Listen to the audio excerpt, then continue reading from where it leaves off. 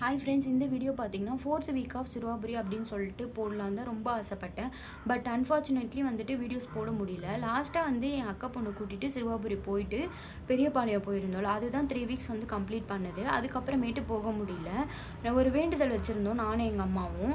But அந்த வேண்டுதல் வந்து இப்போ கொஞ்சம் சீரியஸ் ஆகிடுச்சு. என்னென்னு பார்த்தீங்கன்னா, என் அண்ணனுக்கு வந்து ஆல்ரெடி ஜாண்டிஸ் இருந்துச்சு. இப்போ வந்துட்டு அது கொஞ்சம் சீரியஸ் ஆகிடுச்சு. பட் அவங்க வந்து ஹாஸ்பிட்டலே வரமாட்டேன் அப்படின்ற ஒரு சுச்சுவேஷனில் இருந்தாங்க. பட் இப்போ வந்துட்டு ஹாஸ்பிட்டல் வந்து அட்மிட் ஆகிட்டாங்க.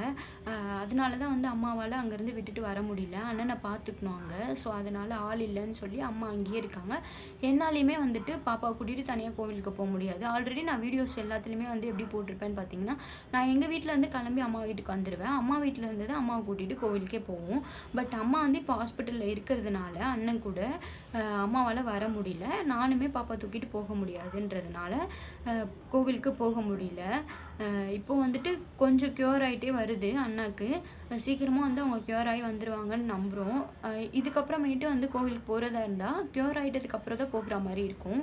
ஸோ இப்போ எனக்கு ஒரு டவுட் இருக்குது. என்னென்னா, அவங்க வந்து க்யூர் ஆகிட்டு வந்ததுக்கப்புறம் தான் நம்ம கோவிலுக்கு போவோம் நெக்ஸ்ட்டு. இப்போ போகிறதா இருந்தால் 3 வீக்ஸ் வந்து நம்ம கோவிலுக்கு போயிட்டோம். இப்போ நெக்ஸ்ட்டு போகிறதா இருந்தால் 4th week, 5th week, 6th week complete பண்ணுற மாதிரி இருக்குமா, இல்லை ஃபர்ஸ்ட்லேருந்து போகணுமான்றது கமெண்ட் பண்ணுங்கள் தெரிஞ்சவங்க. ஏன்னா எங்களுக்கு தெரியல, திருப்பியும் வந்து ஃபர்ஸ்ட்லேருந்து தான் போகிற மாதிரி இருக்குமா அப்படின்னு சொல்லிட்டு. ஏன்னா நாங்கள் வேண்டியிருந்ததே அதுதான் வேண்டியிருந்தோம். பட் அந்த விஷயம் வந்து கொஞ்சம் சீரியஸ் ஆகிடுச்சு. அதனால தான் வந்து அட்மிட் பண்ணுற மாதிரி ஆகிடுச்சு. இப்போது க்யூர் ஆகிட்டு தான் வராங்க. ரொம்பவே கொஞ்சம் நல்லாவே இருக்காங்க. பட் வந்து ரொம்ப கஷ்டமாக இருந்துச்சு. அதனால தான் வந்து வீடியோவே போட முடியல. ரொம்ப யோசித்தேன் இந்த வீடியோ போடலாமா வேண்டாமான்ட்டு. ஏன்னா நான் நிறைய வீடியோஸ் எடுத்து வச்சுருக்கேன், குக்கிங் வீடியோலாம் எடுத்து. பட் வந்து என்னால் போட முடியல. நான் நினச்சேன், சரி கோவில் போயிட்டுருக்கோம், அந்த வீடியோஸ் வந்து கம்ப்ளீட் பண்ணிடலாம் ஒரு 6 வீக்ஸு, அதுக்கப்புறமேட்டு மற்ற வீடியோஸ்லாம் போடலாம் அப்படின்னு யோசிச்சுருந்தேன். பட் வந்து என்னால் போட முடியல எந்த வீடியோஸுமே. என் கூட இருக்க ஒரு சில ஃப்ரெண்ட்ஸ்க்கெலாம் தெரியும் இந்த மாதிரி ஆயிடுச்சு, அண்ணா வந்து அட்மிட் பண்ணியிருக்கோம் அப்படின்ட்டு. பட் அதை தாண்டி என்னை தெரியாதவங்க ஒரு சிலர் இருப்பாங்கள்ல, என்னை சப்ஸ்கிரைப் பண்ணவங்க. ஸோ அவங்களுக்குலாம் தெரியாது. அதனால தான் வந்துட்டு இந்த வீடியோ நான் போடுறேன். நெக்ஸ்ட்டு வந்து என்ன வீடியோ போடுறதுன்னே எனக்கு தெரியல.